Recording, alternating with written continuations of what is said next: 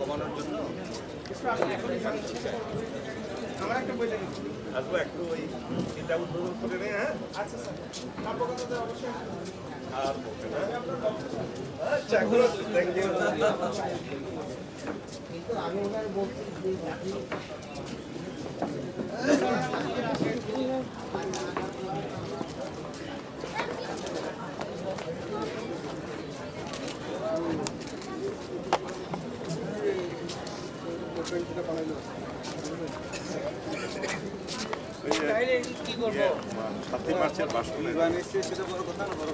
কত টাকার বাজেট ছিল ওইটা বড়।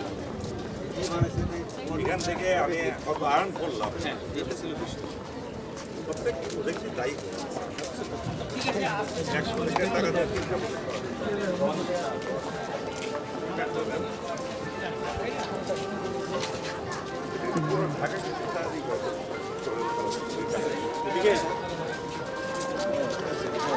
অংশ উঠাচ্ছে এখানে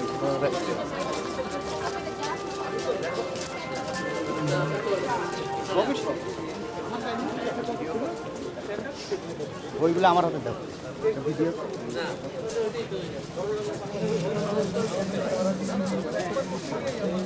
হ্যাঁ হ্যাঁ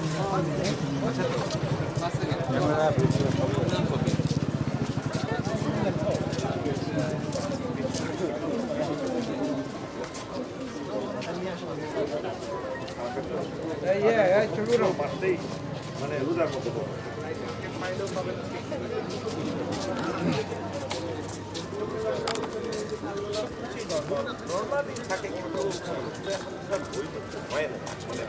বই বিমুখ হয়ে গেছে পুরো জাতি। এখন মোবাইল মোবাইল এখন মোবাইল মোবাইল চোখ নষ্ট হচ্ছে মোবাইলে, ঘুম নষ্ট হচ্ছে। কোয়ালিটি কত টাকা সেটা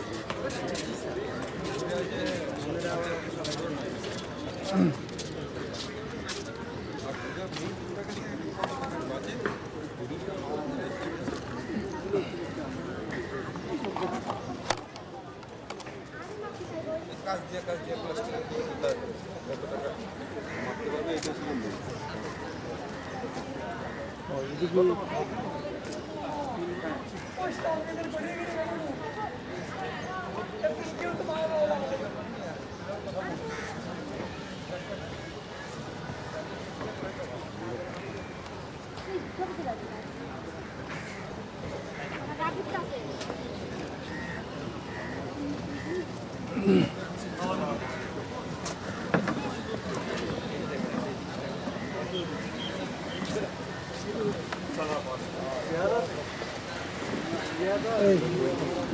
শুরু করে দিই। আর ডাকবো আমরা ডাকবো স্টেজে দাঁড়াইতে হবে। বসার স্কোপ নাই, স্টেজে যেয়ে দাঁড়াইতে হবে। আপাতত বসেন, আপাতত বসেন। ছবি তুলবেন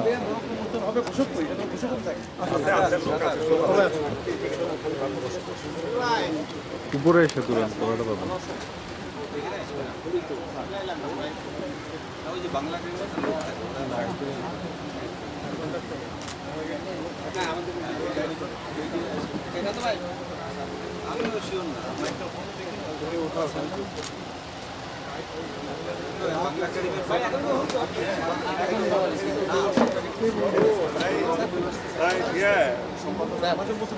Saidul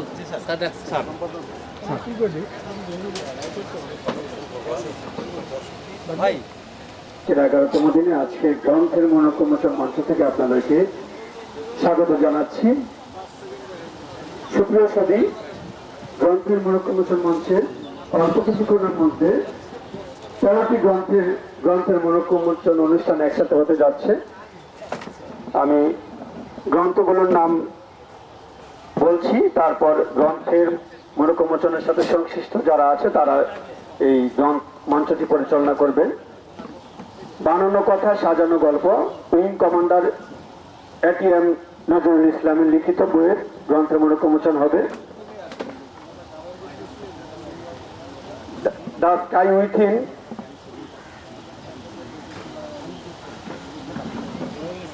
reflection of the 75 and authority কোরআনের সব আদেশ নিষেধ engineer lieutenant colonel M Alauddin অবসরপ্রাপ্ত। 1 জুলাই 36 1 মাস প্রফেসর ডাক্তার ব্রিগেডিয়ার জেনারেল নাজমা বেগম নাজু অবসরপ্রাপ্ত। প্রফেসর ডাক্তার ব্রিগেডিয়ার জেনারেল নাজমার আরেকটি বই তারা নেবারাতে নিভর।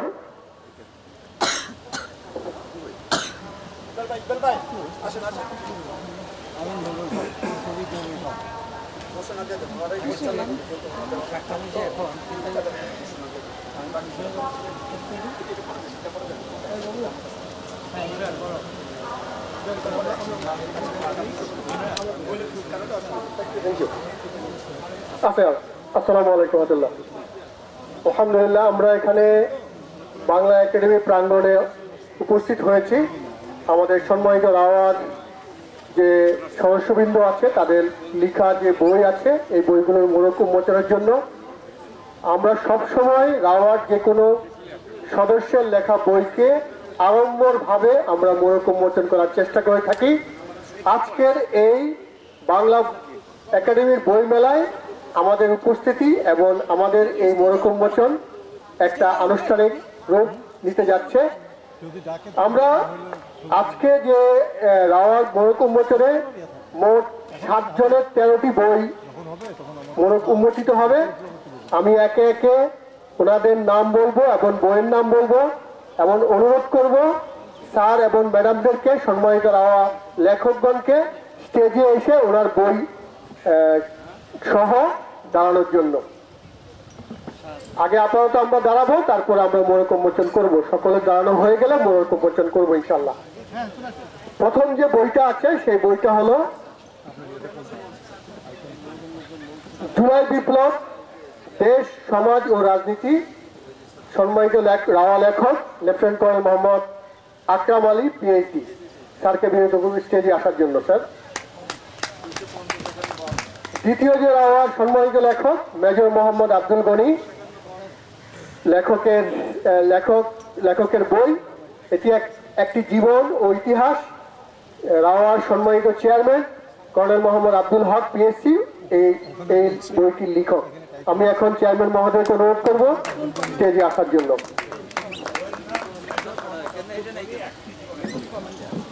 বইয়ের নাম ছিল মেজর মোহাম্মদ আব্দুল গনি, একটি জীবন একটি ইতিহাস। তৃতীয় যে লেখক সেটা হলো বানানো কথা এবং গল্প, the sky within reflection at 75 and photography. Wing commander ATM Nazrul Islam sir. স্যারকে বিনীতভাবে অনুরোধ করছি স্টেজে আসার জন্য। তারপরে আসছে আমাদের কোরআনের সব আদেশ নিষেধ, engineer lieutenant colonel Alauddin sir. Sir একটু আপনার বইটা নিয়ে একটু স্টেজে আসবেন। পরবর্তীতে যে লেখক আছেন উনি প্রফেসর ডাক্তার ব্রিগেডিয়ার জেনারেল নাজমা বেগম, নাজু মিসকে বলবো। মিসের বেশ কয়েকটি বই আছে, 5টি বই। একটি জুলাইয়ের 36 মাস, তারা নেওয়া রাতের নিগর, এরকম বেশ কয়েকটি বই নিয়ে ম্যাডামকে স্টেজে আসার জন্য বিনীতভাবে অনুরোধ করছি। তারপরে কমোডর মোহাম্মদ আব্দুল রাজ্জাক স্যারের বই আছে এখানে, geographics of terrorism in the sand. তো স্যারকে বিনীতভাবে অনুরোধ করবো বইটি নিয়ে স্টেজে আসার জন্য। আর আরো আছে বেশ কয়েকটি বই, সেটা হলো যেখানে মন থামে, বানরের কলার হিসাব, জিন ভূতের আড্ডা, বেলা শেষে সূর্যোদয়, ডক্টর রাহেলা খুরশিদ জাহান মঞ্জু। মঞ্জু ম্যাডামকে রিকোয়েস্ট করবো স্টেজে ওনার বইগুলো নিয়ে একটু অবস্থান নেওয়ার জন্য। সর্বশেষে কমোডর জসিমউদ্দিন স্যারের জাতীয় দিশা, এই বই নিয়ে স্যারকে স্টেজে আসার জন্য অনুরোধ করলাম। যেহেতু লেখক কম, বইয়ের সংখ্যা বেশি, আমি এখানে সম্মানিত রাওয়ার সদস্য, মেম্বার, ইসি মেম্বার সবাইকে অনুরোধ করব অন্যান্য লেখককে যারা উপস্থিত আছেন সহযোগিতা দেওয়ার জন্য, ওনাদের বইগুলো সাথে নিয়ে স্টেজে আসার জন্য বিনীতভাবে অনুরোধ করছি, প্লিজ।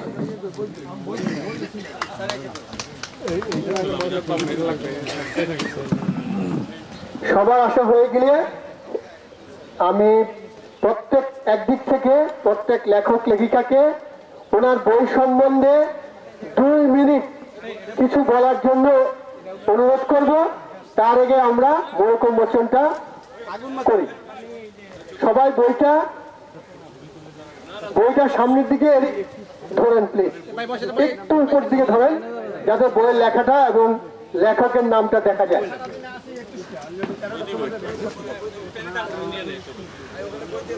স্যার সবাই একটু হাতে লাগান বইগুলো স্যার।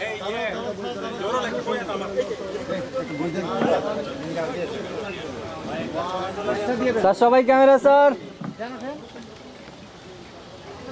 এই একে ডাক, ওদের ডাক, এখানে আসতে বলো। স্যার সামনে যাও। এই স্যার সবাই ক্যামেরা স্যার। এখানে আসতে বলো। স্যার সবাই ক্যামেরা স্যার। আমরা সবাই রেডি আছি। থাকবেন স্যার, থাকবেন।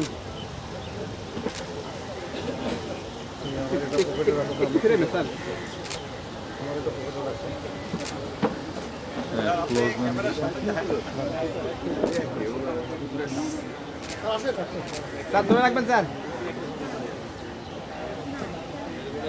এখন আমি একে একে রাওয়ার সকল লেখক লেখিকাকে তার উন্মোচিত বইয়ের সম্বন্ধে সর্বমোট 2 মিনিট সময় নিয়ে কিছু বলার জন্য বিনীতভাবে অনুরোধ করছি। একে একে আমি লেখকদের কাছে এই ছবি তুলতে দিলাম। প্রথমত রাহেলা খুরশিদ জাহান। এই বইমেলায় আমি 4টা বই পাবলিশ হয়েছে আমার। প্রথম বইটা হচ্ছে কবিতার বই, বেলা শেষে সূর্যোদয়। এখানে 280টা কবিতা আছে। আর একটা উপন্যাস, এটা 385 পৃষ্ঠা, যেখানে মন থামে। এটা একটা সামাজিক উপন্যাস।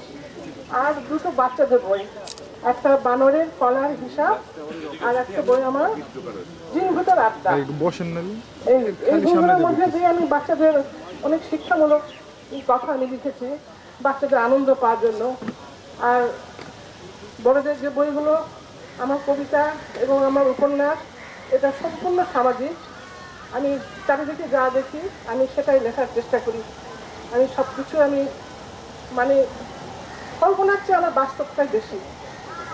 Thank you so much. আসসালামু আলাইকুম। আমি doctor professor brigadier general Najma Begum Naju. এই মেলায় আমার 2টি বই এসছে। একটি জুলাই 34 এক মাস, এটি একটি কাব্যগ্রন্থ। এই বইটি কলমের কালি নয়, আমার হৃৎপিণ্ডের প্রতি কণাবিন্দু রক্ত দিয়ে লেখা। হৃদয়গহীন অদম্য চিৎকারে এখানে ধ্বনিত হয়েছে দেশপ্রেমের স্লোগান এবং মানব প্রেমের জয়গান। অন্যায়, অবিচার, শোষণ, স্বৈরাচার, নিপীড়ন, নির্যাতন, ফ্যাসিবাদ, বৈষম্য, আধিপত্যবাদের বিরুদ্ধে গর্জে ওঠা এক অগ্নি মশাল এই বই, যে মশালের প্রতি শপথে মিশে আছে শহীদ জুলাই যোদ্ধার পবিত্র রক্তকানা এবং অকালেই ঝরে যাওয়া মহাবিপ্লবী বিদ্রোহী জনতার দেশপ্রেমী স্লোগান। আমার উপন্যাস তারা নেভা রাতের দিগর। এখানে 2 প্রজন্মের 2 মানবীর জীবন, যন্ত্রণা এবং সংগ্রামক্লিষ্ট জীবনের কথা আমি বলেছি। এই বইটি এখানে এই উপন্যাসে ধ্বনিত হয়েছে মানবীদের, সমাজ বা পরিবার বা রাষ্ট্র তাদের বরাবরই তাদের সমস্যাগুলোকে কখনোই মূল স্রোতে রাখতে চায় না এবং বারবার তারা পিছিয়ে পড়ছে। এই বইটি তারই অনুরণন। ঝঙ্কৃত প্রতিবাদ এখানে ধ্বনিত হয়েছে, মেয়েদের শত বিপত্তি কাটিয়ে মেয়েদের জয়যাত্রা। এভাবেই তারা কখনো আকাশ ছোঁয়া স্বপ্ন দেখে, কখনো ডানা ভাঙা পাখি হয়ে মুখ থুবড়ে মাটিতে লুটিয়ে পড়ে। আমার প্রথম বইটি করেছে এশিয়া, এটি পাওয়া যাচ্ছে স্টল নাম্বার 333 হতে 336 এবং রাওয়া পাবলিকেশন 250 থেকে 252। পরেরটি আলেয়া করেছে।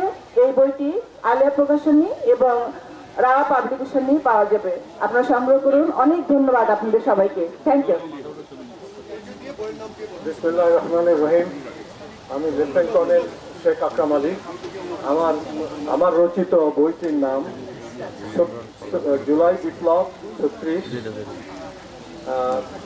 এখানে আমি জুলাই বিপ্লবকে তুলে ধরেছি 3 অংশে, যে রাষ্ট্র কিভাবে পরিবর্তন হওয়া দরকার, বর্তমান কি অবস্থা, জুলাই বিপ্লবের সমাজ কেমন হওয়া উচিত, কি ছিল আমাদের, এবং রাজনীতি কেমন ছিল, কি হওয়া উচিত, এগুলো আমি আলোচনা করেছি বইটিতে।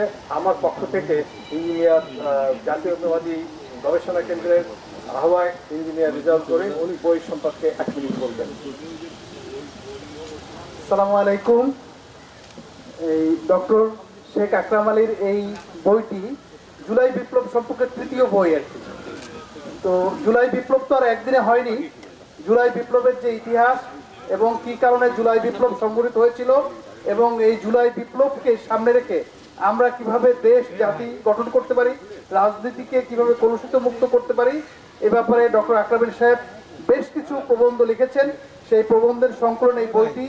আপনারা সবাই এই বইটি সংগ্রহ করবেন এবং এই বইটি আপনারা সমাজে ছড়িয়ে দিবেন। কারণ আজকে যদি জুলাই বিপ্লব ব্যর্থ হয় তাহলে কিন্তু আমরা জাতি হিসাবে আমরা আরো পিছিয়ে পড়ব। কারণ এই জুলাই বিপ্লব এমন একটি সময়ে সংগঠিত হয়েছিল যখন দেশে গণতন্ত্র ছিল না, যখন দেশে রাজনৈতিক অধিকার তো দূরের কথা, কোনো মৌলিক মানবিক অধিকারও ছিল না। সেই প্রেক্ষাপটে এই বইটি লেখা হয়েছে। আপনারা বইটি রাওয়া ক্লাবের রাওয়া প্রকাশনী কেন্দ্র থেকে আপনারা সংগ্রহ করবেন। সবাইকে অনেক ধন্যবাদ। আসসালামু আলাইকুম।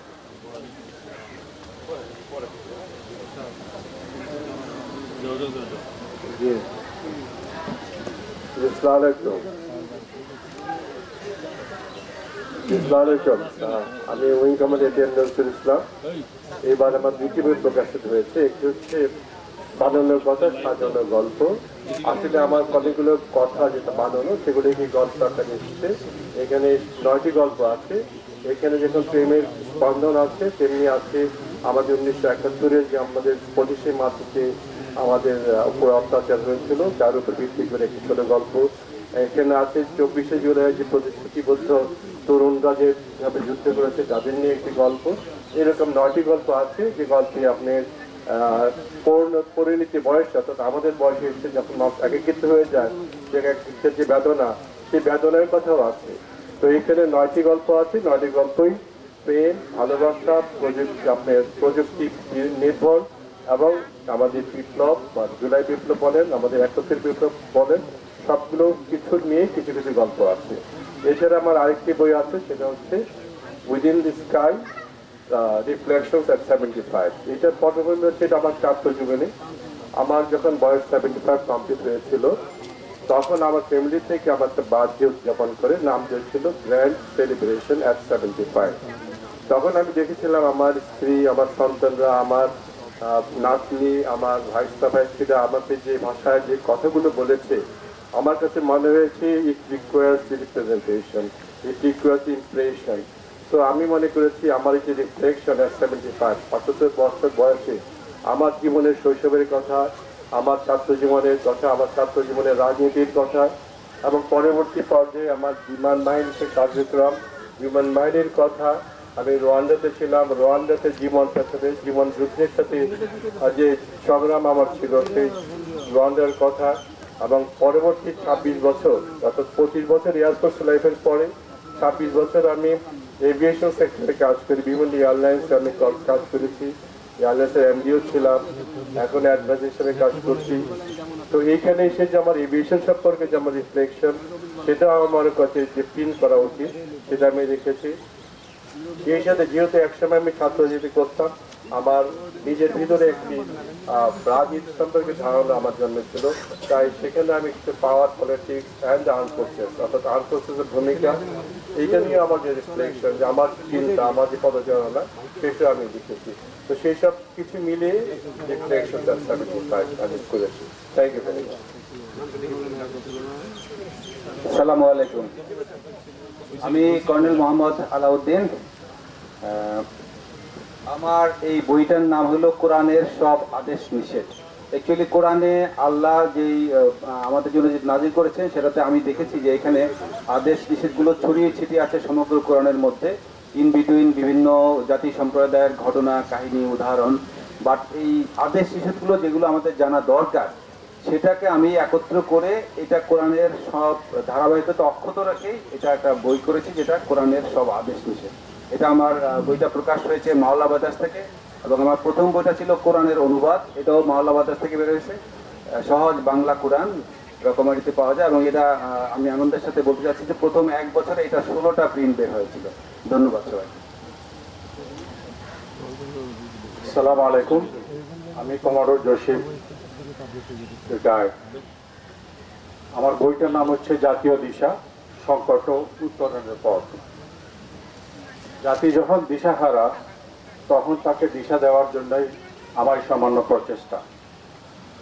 আমি ক্ষমতার সাথে ছিলাম না, কিন্তু খুব ক্ষমতার কাছাকাছি থেকে দেখেছি কিভাবে ক্ষমতাশালী ব্যক্তিরা দেশকে কিভাবে তারা স্টিয়ারিং করে বা পরিচালনা করে। সেখানে তাদের অনেক ভুলভ্রান্তি আমার চোখে আসছে, দেখেছি, শুনেছি, এবং সেগুলোকে অনেক বছর পরে লিপিবদ্ধ করে পত্রিকায় লেখার চেষ্টা করেছি। পত্রিকায় লেখার পর আবার অনেক বিভিন্ন ধরনের সমস্যা পড়লাম, বিভিন্ন জায়গা থেকে, পত্রিকা থেকে, এবং অনেক লোকেরা আমাকে আরও অনেক ইনফরমেশন দিতে থাকলো, যেন আমি এখনো সরকারি সংস্থা কর্মরত আছি, যেন তাদের বাণীগুলো যেন লিপিবদ্ধ করি। যাক, সকলের সেই চেষ্টা কথাগুলোকে আমি চেষ্টা করেছি আমার এই বইয়ের মধ্যে দিতে, এবং এটা দিয়ে যদি এটা ফলো করে, আশা করি সরকার তথা জাতি তার দিশা পাবে এবং সঠিক পথে চলবে। রাওয়া প্রকাশনীতে আমার বইটা পাওয়া যায়, মাত্রা প্রকাশনীতে আছে। আপনারা যদি আপনাদের আগ্রহ থাকে তাহলে আপনারা ক্রয় করতে পারেন। সকলকে ধন্যবাদ। আসসালামু আলাইকুম। জি, আসসালামু আলাইকুম। আমি captain Shahidul Islam, rava vice chairman navy. আজকে যাদের বইয়ের মোড়ক উন্মোচন করা হলো, তাদেরকে আমার পক্ষ থেকে ধন্যবাদ জানাচ্ছি, অভিনন্দন জানাচ্ছি। আর তাদের লেখার মাধ্যমে এই দেশের শান্তি প্রতিষ্ঠা হবে, কল্যাণ হবে, সে প্রত্যাশা করছি। আজকে আমার কোনো বইয়ের মোড়ক উন্মোচন হচ্ছে না। ইনশাল্লাহ আগামী বছর আশা করছি যে আমার একটা উপন্যাস আসবে। উপন্যাসের নাম হচ্ছে এক্স-রে রিপোর্ট। এটা এখনো শেষ করতে পারিনি। ওকে, থ্যাংক ইউ সো মাচ। বিসমিল্লাহির রহমানির রহিম। ইকরা বিসমি রাব্বিকাল্লাযী খালাক। প্রিয় সুধীমণ্ডলী, প্রথমত আমি বাংলা একাডেমিকে ধন্যবাদ জানাচ্ছি যে প্রতি বছর এই ফেব্রুয়ারিকে কেন্দ্র করে তারা বই মেলার আয়োজন করেন, এবং এর উদ্দেশ্য হলো জাতিকে বুদ্ধিভিত্তিক দিকটাকে আরো উন্নত করা, শক্তিশালী করা। আজকের এই বইমেলা শুধু বইয়ের পরিচিতি এটাই যথেষ্ট নয়। আমাদের পুরো জাতিকে যদি আমরা একটা শক্তিশালী বুদ্ধিভিত্তিক জাতি হিসেবে গঠন করতে চাই, বইয়ের কোনো বিকল্প নেই। আজকে আমরা বই বিমুখ হয়ে মোবাইল মুখী হয়ে গেছি। আমাদের সন্তানেরা, এমনকি বুড়া বুড়ি, আবাল বৃদ্ধ বনিতা এক বাসায় সবার হাতে মোবাইল, একই সময়ে খাচ্ছে মোবাইল হাতে, শুয়ে আছে মোবাইল হাতে, ড্রয়িং রুমে বসে আছে মোবাইল হাতে, টেলিভিশনের সামনে বসে আছে মোবাইল হাতে। এটা একটা ব্যাধিতে পরিণত হয়েছে। এই ব্যাধি থেকে বের হতে না পারলে আমরা কিন্তু এই জাতি একটা বুদ্ধিভিত্তিক শক্তিশালী জাতি হিসেবে গড়ে উঠতে পারবো না। এই জিনিসটা আমাদের আগে বুঝতে হবে। আমি কত বই লিখলাম, আপনি কত বই লিখলেন, এটা ঢেকুর তোলা যাবে, আত্মতৃপ্তি ঢেকুর, কিন্তু সেই বই যদি কেউ না পড়ে তাহলে লিখে লাভ হলো কি? আমি আবারও অনুরোধ করবো, এই রমজানের শেষ মাথায় এসে কারো কথা শুনতে ভালো লাগে না। আমি এই কথাগুলো গতবারও বলেছিলাম। এই জুলাই বিপ্লবটা হলো, এই জুলাই বিপ্লব যদি না হতো তাহলে কি হতো দেশে, সেটাও একটা চিন্তার বিষয় আছে, ব্যাপকভাবে চিন্তা করার বিষয় আছে। এর উপরে বই লেখা আছে, এখানে বই পেয়েছেন আপনার 2-3টা। আর আমি সংক্ষেপে আমারটা বলছি, আমি আমার 5ম বই রাওয়া প্রকাশনী প্রকাশ করেছে, সেটা হলো মেজর মোহাম্মদ আব্দুল গনি, একটি জীবন একটি ইতিহাস। আমরা এই বর্তমান প্রজন্ম কে জানি যে বাংলাদেশের ইস্ট বেঙ্গল রেজিমেন্ট, যেটা বাংলাদেশের স্বাধীনতা যুদ্ধে নেতৃত্ব দিয়েছে, সেই ইস্ট বেঙ্গল রেজিমেন্টের প্রতিষ্ঠাতা কে ছিল, এটা আমরা জানি না। এখানে যারা বসে আছেন তারাও হয়তো অনেকেই বলতে পারবেন না, এটা আমি বিশ্বাস, দৃঢ় বিশ্বাস। কারণ আমরা জানি না এই ইস্ট বেঙ্গল রেজিমেন্ট, যে রেজিমেন্ট স্বাধীনতা যুদ্ধের নেতৃত্ব দিয়েছে, সেই প্রতিষ্ঠাতা সম্পর্কে আমাদের কোনো জ্ঞান নেই। বহু আগে একটা বই ছিল তার জীবনের উপরে বিকাশ চৌধুরীর লেখা। পরবর্তীতে আমি চিন্তা করলাম, জাতিকে যদি এই বীর পুরুষ সম্পর্কে না বলা যায়, জানানো যায়, তাহলে একসময় জাতি তাকে ভুলে যাবে। সেই কারণে আমার বইটি লেখা, একটি জীবন একটি ইতিহাস। এই বইটি, এর আগে আরো 4টি বই আপনারা পাবেন। আমার শেষ কথা হলো, আমাদের rava retired arm forces officers welfare association, আমরা এই প্রতিষ্ঠানটি দিয়ে চেষ্টা করছি। আপনারা জানেন না যারা, তাদের জন্য বলছি, আমাদের 3 বাহিনী, সেনা, নৌ, বিমান, এই 3 বাহিনীর অবসরপ্রাপ্ত অফিসারদের একমাত্র প্রতিষ্ঠান হলো রাওয়া। সংক্ষেপে এই রাওয়া সব দিকে আমরা চেষ্টা করছি সর্বতভাবে চতুর্মুখী দিয়ে আমরা দেশের কিছু অবদান রাখার জন্য, আমরা বুদ্ধিভিত্তিক অবদান রাখার জন্য আমাদের এই প্রকাশনা আছে, এবং আমরা সমৃদ্ধ করেছি আমাদের লাইব্রেরিকেও।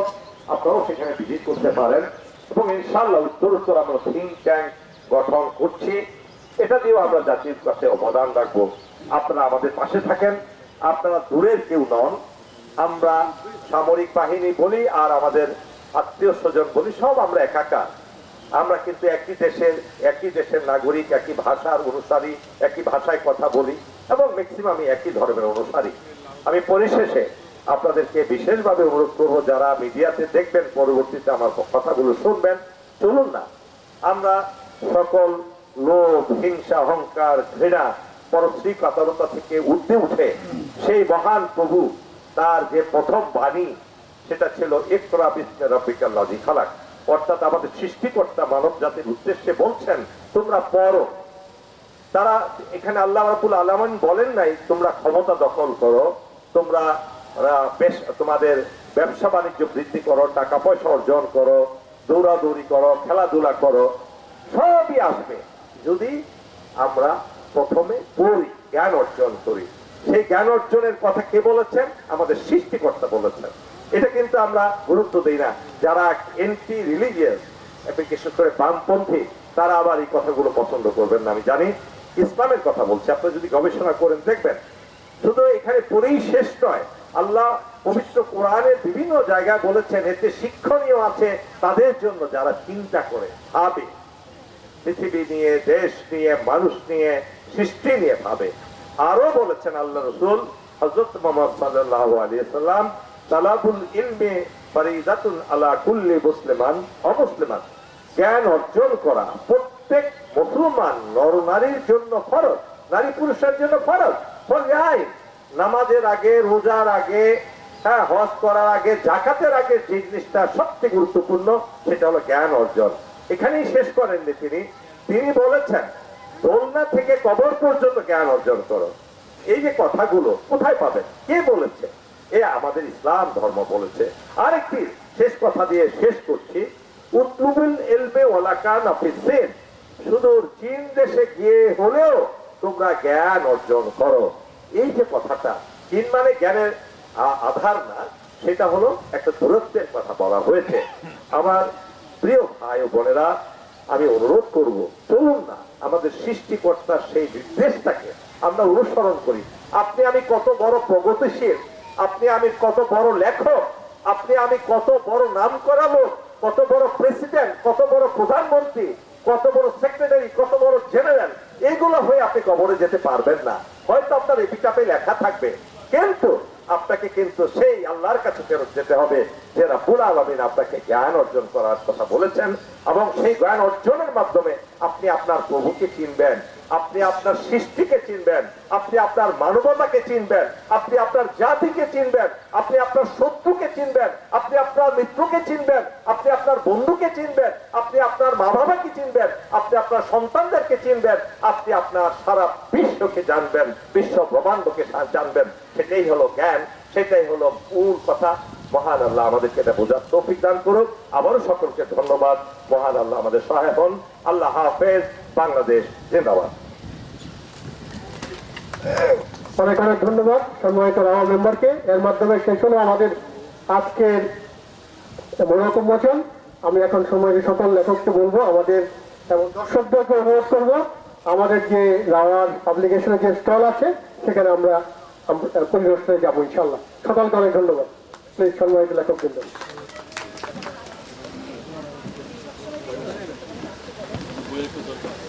হ্যাঁ, আমরা সবাই যারা এখানে আছি আমরা একটু কষ্ট করে রাওয়ার যে পাবলিকেশনের স্টল আছে এই স্টলটা একটু পরিদর্শন করি, স্টল দেখি। এবারে বড় পরিসরে আমরা স্টল দেওয়ার চেষ্টা করেছি এবং স্টলটা খুব সুন্দর করে সাজিয়েছি। সবাইকে অনেক ধন্যবাদ।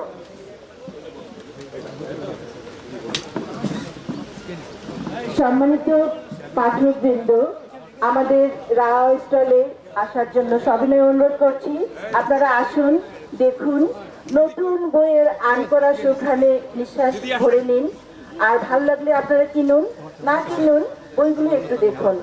আপনারা আসুন, সবার কাছে অনুরোধ। রাওয়া স্টল নম্বর 250, 251 এবং 252। ধন্যবাদ সবাইকে। আপনাদের অনেক ধন্যবাদ। 13টি বইয়ের একসঙ্গে মনোরম মোচন হলো।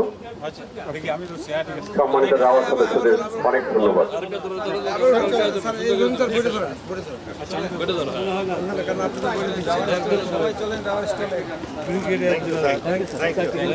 দিশা পাই আমরা, জাতির দিশা পাই।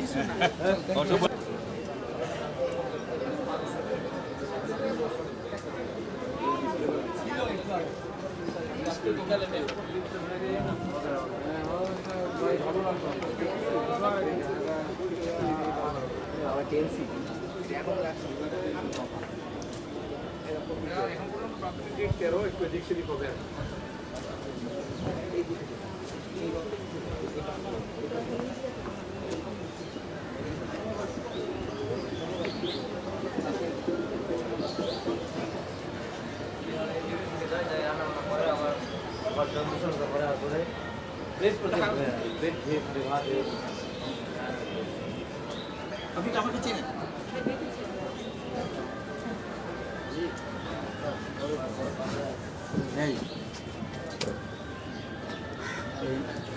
ইত্যাদি বিতরণে একটু ট্যাক্টর দিতে হবে, নাহলে দেখা যাবে যে একটা। আচ্ছা, এইটা এইভাবে দেবে নাকি ব্যাগের ভিতরে? এইগুলো কেন? বই আছে। হ্যাঁ, দাঁড়ায় না, দাঁড়ায় না, দাঁড়ায়, এটা ই করে। হ্যাঁ, দাঁড়ায়, আমরা ভিডিওতে থাকবো, ভাই পাঠিয়ে দেবেন। স্যার সবাই একটা নেন, ওই পাশে দাঁড়ান স্যার, মধ্যে। হ্যাঁ, ইত্যাদিগুলো কি এসে যাওয়া যাবে? এমনি খোলার দিবে নাকি ব্যাগের ভিতরে দিবে? ইত্যাদিগুলো কি ব্যাগের ভিতরে দিলে ভালো হতো? স্যার ব্যাগের ভিতরে? না না, ওই ব্যাগের ভিতরে না, এই ব্যাগে স্যার। হ্যাঁ, এক মিনিট দেখি, একটা টিপটিপ দেখি। এটা একটা ব্যাগের ভিতরে ঢুকে, ব্যাগের ভিতরে ঢুকে কি কেমন লাগে? সাইদুল ঢুকো। না না, ঢুকবে না। সাইদুল